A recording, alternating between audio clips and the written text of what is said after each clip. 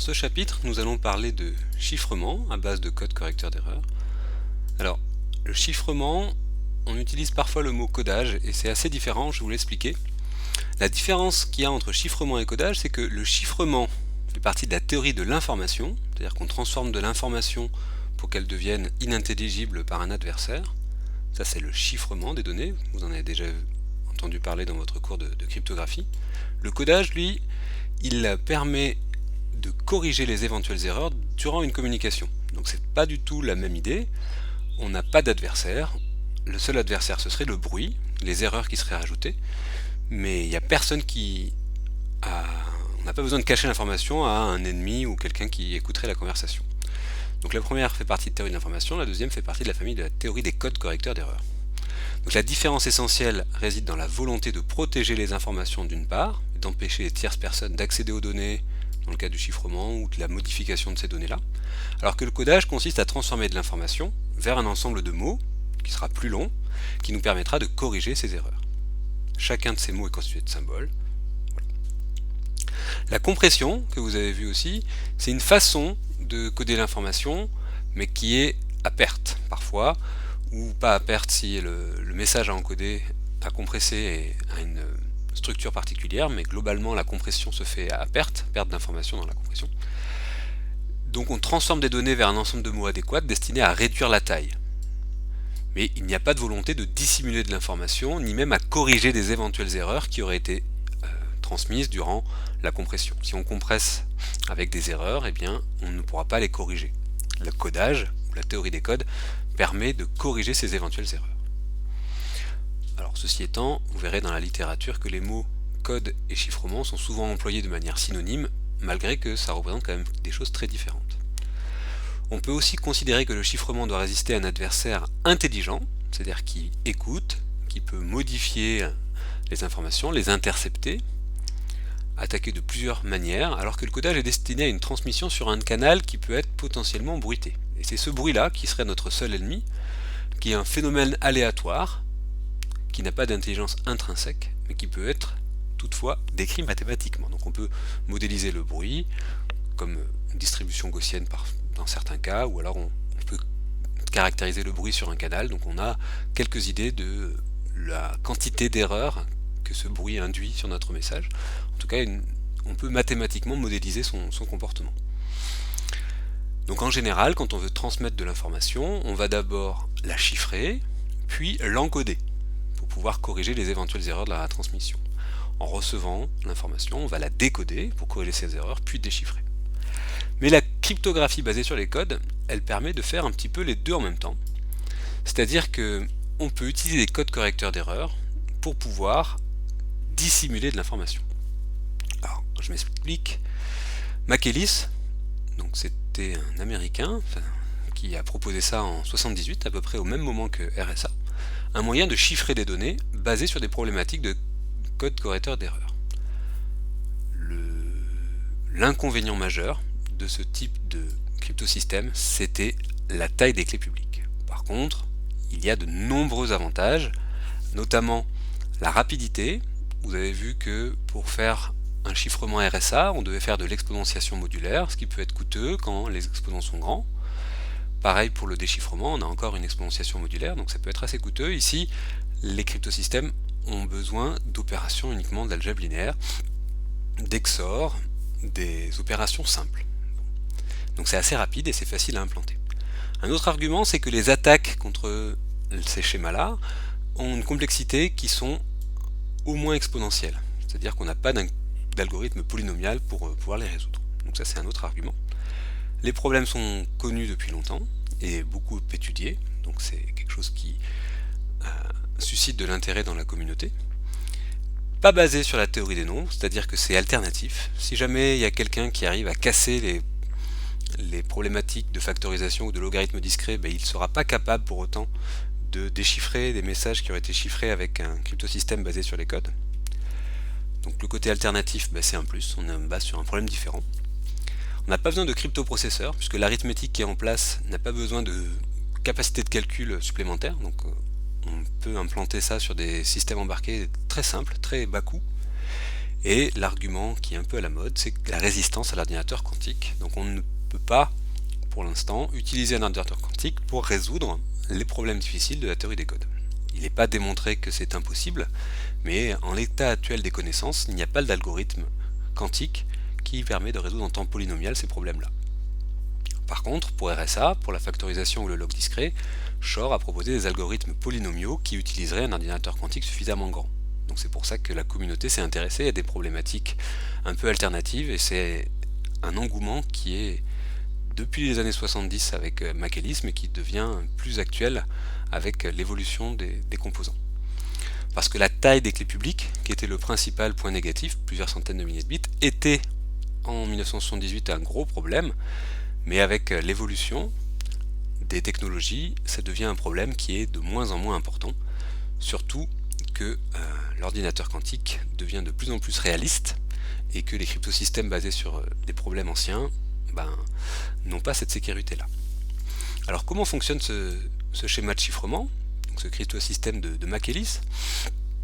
Alors l'idée de base de Robert Michaelis, ça a été de construire un schéma en 1978, basé sur la théorie des codes, comme j'ai déjà dit, qui repose sur la problématique de décoder un code aléatoire. Alors qu'est-ce que ça veut dire? On va le voir par la suite.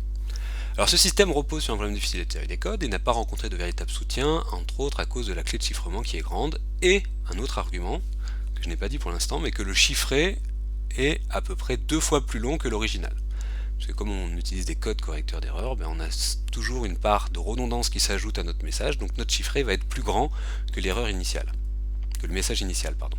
Alors que pour RSA, on est modulo n, vous vous rappelez, quand on fait l'exponentiation, on fait ça modulo n, donc on reste dans la taille de n. Donc ici, on est 2 fois plus grand. Pourtant, le cryptosystème possède des propriétés très intéressantes, la sécurité croît beaucoup plus vite avec la taille des clés que RSA, donc en augmentant les paramètres, comme la complexité des meilleures attaques exponentielles, eh bien ça croît beaucoup plus rapidement que pour RSA, pour le même niveau de sécurité, et le chiffrement, comme on va le voir, est très rapide. Un autre avantage, c'est de proposer un problème très différent, donc ça je l'ai déjà dit dans le chapitre précédent. Alors l'idée, pour faire de la cryptographie, il faut une clé publique, parce qu'on parle de cryptographie à clé publique ici, et une clé privée. Donc pour pouvoir avoir une clé privée, il faut une structure secrète qu'on va garder. Ici ce sera un code pour lequel on connaîtra un algorithme de décodage. Donc ça ce sera ma clé privée. La clé publique, il faut réussir à masquer l'information qui est gardée secrète pour donner quelque chose de public. Donc on va utiliser des moyens pour masquer la structure du code pour lequel j'ai un algorithme de décodage. Donc l'idée de Michaelis, c'est de masquer le mot de code correspondant au message en lui ajoutant autant d'erreurs que possible, tout en gardant la possibilité de corriger celle-ci. Si la méthode de correction est gardée secrète, donc l'algorithme de décodage on le garde secret, alors seul le destinataire, qui a connaissance de cet algorithme-là, sera en mesure de retrouver le message originel. La méthode d'encodage peut quant à elle être laissée publique. Donc on respecte les principes de Kerckhoff, on donne tout public sauf la clé qui reste le secret, et cette clé-là, elle est publique, mais elle est quand même liée au secret, comme pour RSA, la clé publique c'est le produit P fois Q, donc il y a le secret qui est caché à l'intérieur de cette clé publique-là. Mais là aussi, on va donner quelque chose de public qui contient, de manière cachée, le secret qu'on va utiliser. Alors première étape, je vais prendre une matrice génératrice d'un code, G, pour lequel je connais un algorithme de décodage, donc j'ai un moyen, à partir de mg plus e, de retrouver m. D'accord, l'algorithme de décodage, il permet de retrouver le message à partir d'un mot de code plus une erreur. Pour construire cette clé publique, je vais transformer mon G pour obtenir une matrice G' qui semble aléatoire. Comme ça, l'attaquant, il a en possession de lui G', il va falloir qu'il mette en place une attaque pour retrouver G, il faut que la structure aléatoire de cette clé publique ne lui permette pas de retrouver le secret qui est caché derrière. Comme pour RSA, à partir de n, qui est égal à P fois Q, l'attaquant il peut chercher à retrouver P et Q, mais le problème de factorisation étant difficile, il n'y arrivera pas. Donc ici c'est pareil, je donne G' public, l'attaquant il va essayer de retrouver le G qui est secret, mais il faut que la façon de masquer la structure de G soit assez forte pour que à partir de G' on ne puisse pas retrouver G. Donc voilà, ça c'est un des premiers points, la construction de la clé publique à partir de la clé privée. On verra en détail après comment on masque cette structure-là. Ensuite, pour chiffrer un message M, c'est très simple, on a juste à faire le produit mg' plus E. Donc mg', g' est public, c'est juste faire la combinaison linéaire des lignes de g'. Ça c'est calculé mg'. Plus e, on a juste un XOR à faire avec une erreur qui est aléatoire, qu'on va choisir aléatoirement de poids t, qui est la capacité maximale de correction de mon code. Donc je calcule mg' plus e, et hop, j'ai chiffré. Donc vous voyez que le chiffrement est très simple. J'ai juste à faire des opérations d'algèbre linéaire, la somme de lignes, donc que des XOR, plus un XOR encore avec un élément de taille n, donc c'est vraiment des opérations très rapides et très simples à implanter. On voit que la seule arithmétique en place, c'est des XOR, pour le chiffrement. Donc maintenant, la question c'est comment je fais moi pour masquer la structure de mon code G pour lequel je vais pouvoir décoder. Parce qu'il faut quand même que la personne qui reçoive le message, elle puisse déchiffrer. Donc il faut que je puisse masquer cette structure, et pour ce faire, je vais prendre deux matrices, une matrice P et une matrice Q. Matrice P, ce sera une matrice de permutation, donc cette matrice-là, elle va agir sur les colonnes de G, donc je vais faire G fois P, je vais multiplier par P à droite, je sais que quand je multiplie par une matrice à droite, je vais agir sur les colonnes de cette matrice, et je vais prendre une matrice inversible Q, je vais multiplier à gauche par Q, donc je vais faire le produit QGP, et cette matrice Q va agir sur les lignes de G en faisant des combinaisons linéaires de ces lignes de manière aléatoire. Alors aléatoire, il faut quand même que Q soit inversible, puisqu'on va avoir besoin de déchiffrer, donc on va avoir besoin d'enlever tout le masquage qu'on a ajouté. Et notre secret, c'est un moyen de retrouver M à partir de mg plus e, c'est-à-dire de décoder le code que j'ai. Donc si on a un moyen de décoder jusqu'à d-1 sur 2 erreurs, on appellera t, cette capacité de correction, ça va être le poids de l'erreur que la personne qui va chiffrer un message va ajouter. Donc le e qu'on ajoute, il va être de poids aléatoire, d-1 sur 2 qu'on appelle t.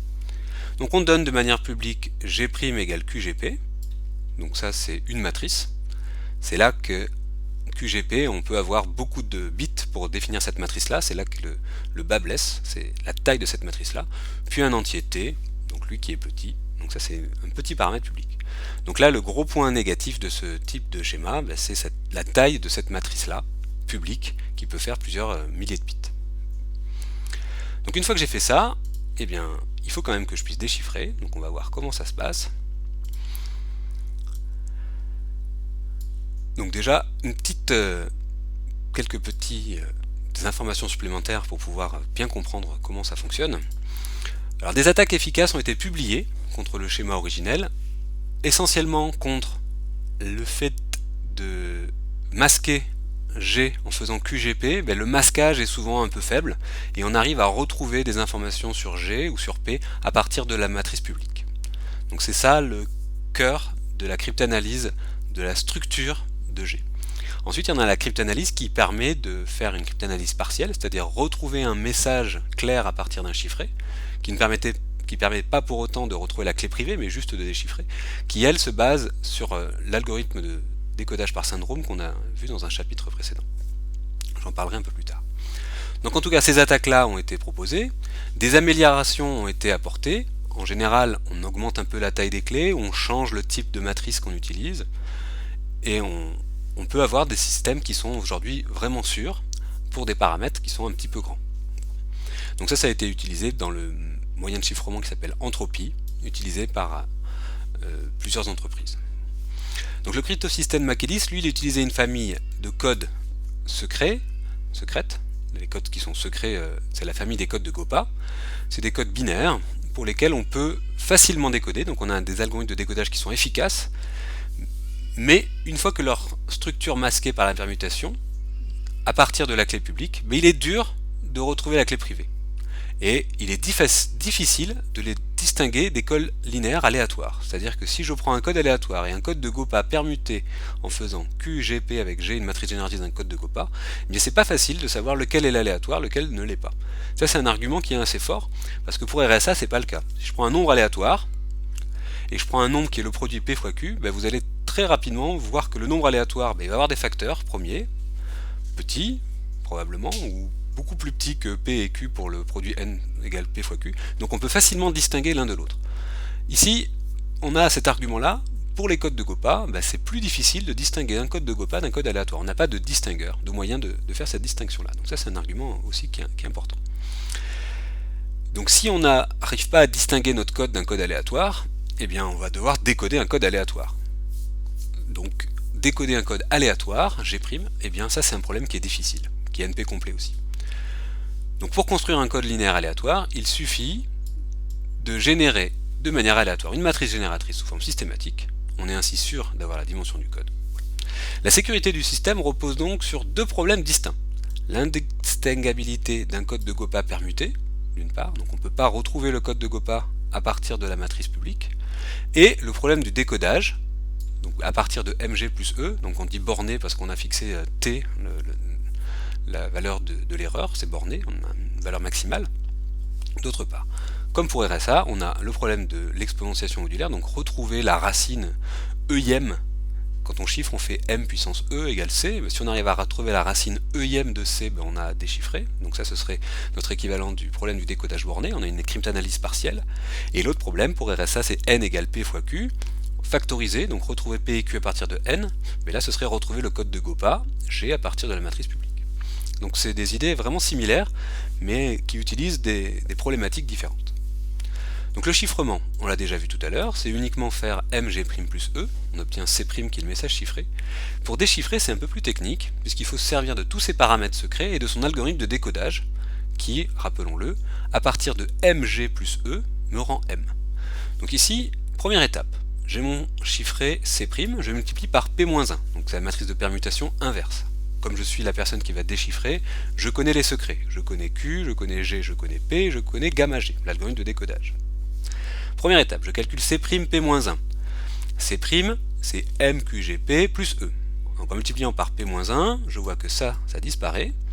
Donc j'ai un truc fois G plus une erreur, EP-1, c'est une permutation de notre erreur. La permutation de l'erreur, elle est toujours de poids T. Parce que j'ai permuté les coordonnées de mon vecteur binaire E qui a T1, donc en permutant, mais il a toujours T1.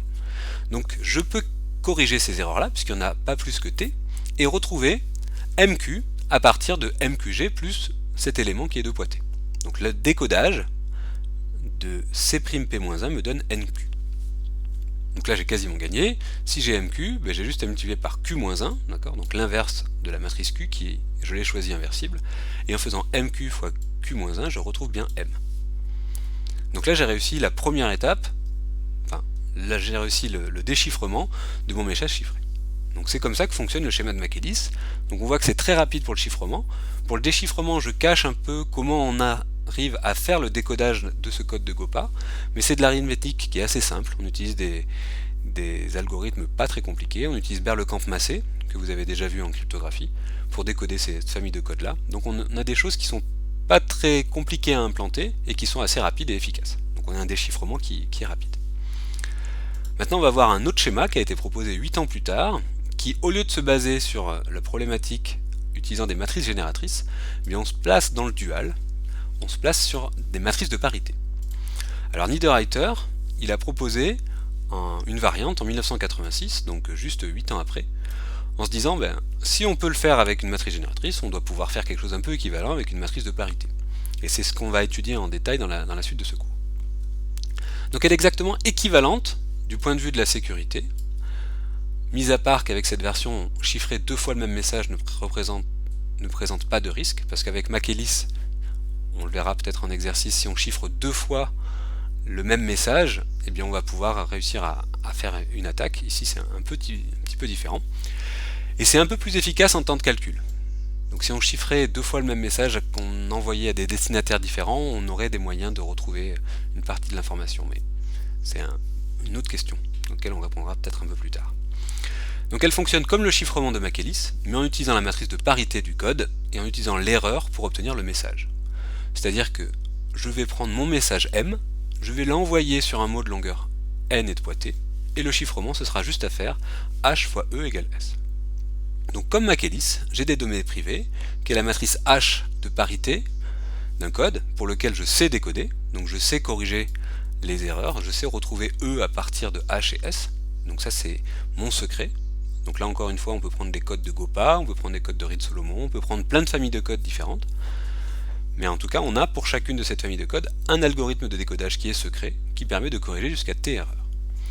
Qu'est-ce que je vais rendre public? Comme tout à l'heure, je vais rendre public une matrice H' qui est égale au produit QHP. Où Q, c'est une matrice inversible, H, la matrice de parité de mon code, et P, une matrice de permutation. Et toujours pareil, un entier qui va correspondre au poids de l'erreur. Une première étape qu'on a déjà vue ensemble, c'est d'encoder, de convertir notre message M en un mot de code de longueur n et de poids t. Donc là, on va utiliser la fonction phi qu'on a vu dans le chapitre précédent. Je prends mon M, mon message, il faut qu'il soit entre 0 et t parmi n. Bon, j'ai un message qui est de la bonne taille, je l'envoie sur mon mot de longueur n et de poids t que je vais appeler E. Donc ça on a vu, on a utilisé des coefficients binomiaux, on sait faire, c'est assez efficace, on a notre erreur. Une fois que j'ai fait ça, j'ai quasiment terminé puisque le chiffrement, c'est uniquement de calculer le produit H' fois E. Donc c'est à faire la somme de t colonnes de ma matrice H' qui est publique. Et on obtient le message chiffré qu'on va appeler S, qui va être envoyé à la personne qui va vouloir déchiffrer ce message-là. Donc si on veut envoyer M, on va devoir envoyer S. Pour déchiffrer, on utilise nos paramètres secrets. Donc première étape, on utilise Q, moins 1, puisque ma matrice Q est inversible, donc on fait Q moins 1 fois S. S, c'est le chiffré qu'on a reçu. S, c'est QH P de E. Donc en faisant Q moins 1 fois Q, on a l'identité. Donc on obtient H P de E. P de E, c'est une permutation de E, qui est notre erreur de poids t, donc qui reste toujours de poids t. Et donc là, on peut utiliser notre algorithme de décodage gamma H à partir de Q-1S, donc à partir de P de E, à partir de H P de E, qui nous retourne directement P de E, puisque l'algorithme de décodage nous donne le E tel que HE égale S. Ici, notre E, c'est la permutation de E, puisque on a H fois ce truc égale S, donc on lui donne Q-1S et on retrouve P de E. Une fois qu'on a ça, on a juste à multiplier par P-1, et P-1 fois P de E, les P s'annulent, ça fait l'identité, on obtient E. Si j'ai E, j'ai pas encore mon message de départ M, donc j'ai juste à faire l'opération inverse, phi nt-1 de E, donc là on a vu que c'était très simple à faire, on fait la somme de quelques coefficients binomiaux, on fait 1 parmi I1, 2 parmi I2, etc. On a déjà vu ça ensemble, et on retrouve le message M de départ. Donc on arrive à reconstruire notre message clair, originel, le message que voulait envoyer notre personne, la personne qui voulait communiquer avec nous, en utilisant des paramètres secrets, donc Q, H et gamma H qui est mon algorithme de décodage. Et la transmission se fait en faisant que des opérations qui sont très simples. Donc bien plus tard, en 2008, donc quasiment 20 ans plus tard, des gens ont eu l'idée de combiner un peu ces deux méthodes-là. Alors on voit que dans Machélis, l'idée c'est de faire mg plus e, sauf que ce e est choisi aléatoire. Donc en 2008, deux personnes de l'école polytechnique de Paris, Nicolas Sandrier et Bhaskar Biswas, ont proposé une nouvelle variante de ce cryptosystème de Machélis, donc on va partir de matrices génératrices, qu'ils ont qualifié d'hybride. C'est un mélange entre Machélis et Niederreiter. Tout d'abord, ils proposent d'utiliser le cryptosystème de Machélis tout en introduisant une partie de l'information à transmettre au sein même de l'erreur. Au lieu de choisir l'erreur aléatoire, on va mettre de l'information à l'intérieur, qui est ajoutée au mot de code contenant l'essentiel de l'information du message. Ceci permet d'accroître le taux de transmission du schéma de Machélis. Donc ça c'est un premier argument. Au lieu de transmettre pour Machélis k bits, puisqu'on fait m fois g plus e, où m il doit être de taille k, puisque c'est la combinaison linéaire des lignes de G, donc il y a G qui a K lignes, donc M était de taille K. Ici, on va augmenter ce taux de transmission en utilisant l'erreur de manière un peu intelligente. Ensuite, on va utiliser la matrice génératrice du code public sous forme systématique. C'est-à-dire qu'au lieu de donner un G' qui est égal à QGP, on va construire ce G' public d'une manière à ce qu'elle soit sous forme systématique. Ça permet de gagner en taille de clé publique. Parce que la clé publique, pour Machélis, c'était k ligne fois n colonnes, donc k fois n bits. Alors qu'ici, on va pouvoir transmettre uniquement les n-k. Là, sur la gauche, on aura l'identité, donc on aura n-k fois k bits pour la matrice publique. Donc on verra ça en détail dans la suite. Mais en tout cas, on va pouvoir, en utilisant une matrice sous forme systématique, réduire la taille de la clé publique. Donc on a besoin de paramètres privés, donc on aura G, P et Q et gamma G, comme pour Makelis, c'est la même idée. Pareil, on calcule G' égale QGP, donc on va bien choisir notre matrice Q qui va permettre d'avoir une matrice publique sous forme systématique, donc ça aussi on verra en TD comment on fait pour la construire. Et on choisit aussi un entier T qui va être la capacité de correction de mon code. Comment je fais pour chiffrer? Eh bien c'est là qu'est l'astuce, le cœur de l'astuce. Je découpe mon message en deux. Donc j'ai k bits pour M1, qui va constituer la combinaison linéaire de lignes que je vais faire, et j'ai un certain nombre de bits pour M2. Donc mon message, c'est la concaténation de deux parties, M1 et M2. Mon message M2, eh bien, je vais l'utiliser pour créer mon erreur qui doit être aléatoire. Donc je vais faire phi nt de M2 pour obtenir mon erreur E, et quand je vais pouvoir décoder, je vais pouvoir retrouver E, l'erreur, et donc en faisant phi-1, je retrouverai M2, donc une partie du message supplémentaire. C'est ça le cœur de l'idée, c'est de pouvoir mettre de l'information dans l'erreur, sur le message que je vais envoyer, pour pouvoir avoir à l'arrivée plus d'informations que ce qu'on pouvait faire avec Makelis. Donc je fais phi nt de M2, j'aurai E, et pour chiffrer, je fais M1 fois G', qui est la clé publique, plus E qui est phi nt de M2. Donc là j'obtiens le texte chiffré C'. Donc là aussi, on a de l'algèbre linéaire très simple, on a juste ce coût de calcul là un petit peu supplémentaire par rapport à Makelis, puisqu'on doit faire une fonction d'encodage, mais c'est quand même pas très coûteux, et on arrivera à transmettre, au lieu d'en se mettre que k bits, on en transmet un peu plus. Comment on fait pour déchiffrer? C'est exactement le même déroulé que Makelis, on fait C' fois P-1, C' c'est M1QG plus E P-1, enfin plus E, en faisant P-1 de chaque côté, donc lui il s'en va, E P-1 ça reste quelque chose de pointé, donc je peux corriger les erreurs avec mon algorithme de décodage et je retrouve M1 fois Q. Je connais Q-1, puisque je l'ai choisi, ma matrice inversible, donc je fais M1Q Q-1, hop, je retrouve M1. Une fois que j'ai M1, il faudrait que je retrouve l'erreur E. Eh bien je connais G' et je connais C' que j'ai reçu. Donc je fais M1 fois G', donc M1 fois G', j'ai ça. Si je lui ajoute C', ça fait M1 fois G' plus M1 fois G' plus E. Il me reste plus que E. D'accord? Parce que le XOR, on se rappelle que A XOR B, XOR A, ça fait B. D'accord? A XOR A, ça fait 0. Donc une fois que j'ai E, je calcule EP-1P, donc E, donc je l'ai déjà.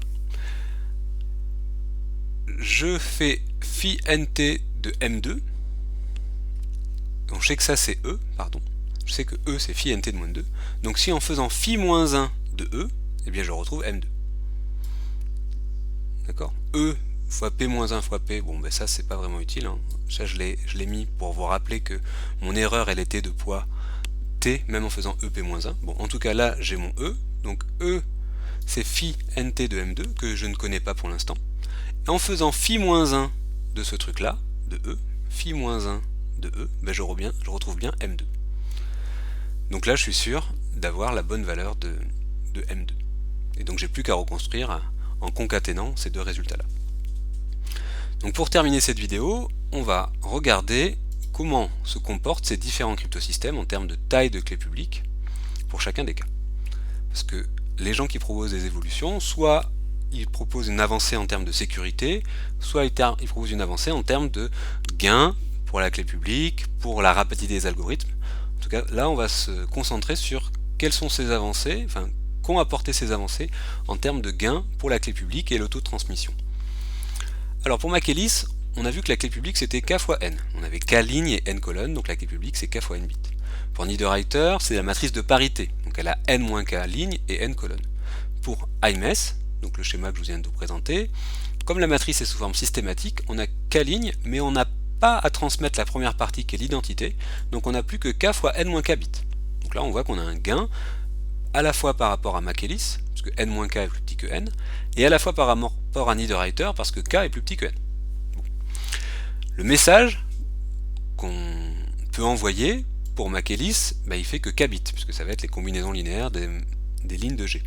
Pour Niederreiter, c'est quelque chose qu'on peut encoder en mots de longueur n et de poids t, parce qu'on va faire phi de mon message m. Donc il faut que mon message il fasse pas plus que log en base 2 de t parmi n bits. Pour iMesh, on a la partie M1 qui est comme Makelis et la partie M2 qui est comme NeederWriter. Donc on peut avoir un message qui est plus long. C'est ça l'un des premiers avantages.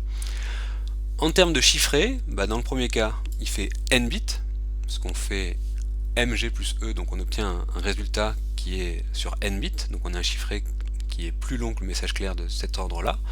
Pour NeederWriter, eh bien, on a quelque chose de taille n-k, puisqu'on obtient un syndrome, qui est égal au nombre de lignes de la matrice de parité. Et pour iMesh, vu qu'on fait comme Makelis, on a aussi n bits. Donc on peut regarder le taux de transmission, c'est combien de bits je voulais envoyer sur combien de bits j'ai envoyé. Donc ici c'est k sur n. Ici c'est le quotient de ces deux lignes-là et pareil ici. Donc pour certains paramètres, on verra par la suite, on a des avantages entre ces différents schémas. Par contre, en termes de quantité de calcul pour le chiffrement, eh bien pour Makelis, on a n fois k opérations binaires pour faire la somme des lignes de G, plus n bits pour XORer avec notre E qui fait n bits. Pour NeederWriter, on a t fois k plus l. Donc on a t fois k pour faire la somme des t colonnes de ma matrice, et les colonnes font k bits. Et t fois l, c'est le coût des coefficients binomiaux. Et pour iMesh, on a cette valeur-là. Donc ce qui nous intéresse le plus, donc là on a n fois k plus 1, donc nk plus n plus tl. Donc on a comme Makelis, plus le coût des calculs des quotients binomiaux. Ce qui nous intéresse, c'est de savoir sur des vrais paramètres, qu'est-ce que ça donne. Eh bien, pour une sécurité, donc la sécurité, elle est évaluée en prenant la complexité de la meilleure attaque, donc la meilleure attaque sur l'aspect structurel, de retrouver le code privé à partir du code public, et sur l'aspect décodage, c'est-à-dire prendre l'attaque par un ensemble d'informations et calculer sa complexité pour différentes valeurs de n et k et t, eh bien on a cette sécurité-là, qui est donc la plus petite valeur des complexités des algorithmes permettant la cryptanalyse, donc l'algorithme le plus efficace. On a soit 2 puissance 80, soit 2 puissance 128, c'est pour avoir des niveaux de sécurité standard. On obtient des paramètres n et k, qui sont 2048 pour n, 1696 pour k, etc. Donc je ne vous demanderai pas de connaître ces valeurs par cœur, il faut juste comprendre l'ordre de grandeur. La clé publique, eh bien je fais le produit k fois n ici, donc j'obtiens 424 kilooctets. Donc quand on disait que les clés publiques étaient très grandes par rapport à RSA, bon, RSA on est à 1024 ou 2048 bits, donc ça c'est très peu. Ici on est quand même à 420 kilooctets, donc c'est beaucoup plus important, mais c'est pas non plus des gigaoctets. Quand on dit qu'on a une grande clé publique, ça loge largement sur une clé USB, ça loge largement sur un composant électronique embarqué ou non. Sur un ordinateur, c'est très simple de stocker quelque part une clé publique qui fait cette taille-là. Ça, c'est pas un coût important. Sur un système embarqué, un microcontrôleur, ça peut être un peu plus compliqué, mais globalement, c'est pas des tailles qui sont invraisemblables. Le message qu'on peut chiffrer, eh bien, il fait 1696 bits. Pour en chiffrer un de 1648, je vais être obligé d'envoyer 2048 bits. Donc c'est quand même plus important. Donc là, on a un chiffré qui est quand même un peu plus long. Donc ça peut poser des problèmes en termes de coût de transmission. Quand on veut chiffrer un document qui sera grand, on aura un chiffré qui sera vraiment beaucoup plus grand que le document initial. Donc ça pose des problèmes en termes de transmission, mais ça reste quand même acceptable. On ne multiplie pas par 10 la taille du document. Pareil pour les autres schémas, donc on voit la taille du message qu'on peut chiffrer et puis la taille du chiffré obtenu. On remarque que iMesh obtient la clé publique la plus petite, donc uniquement 73 kilooctets, donc ce qui est vraiment peu, pour un taux de transmission qui est pas loin de 1. D'accord, on arrive avec cette astuce de découper le message en M1 et M2 à envoyer plus d'informations, donc on a un taux de transmission qui est beaucoup plus efficace. Voilà, donc j'espère que cette partie-là a été assez claire. On reprendra en exercice si vous avez des questions.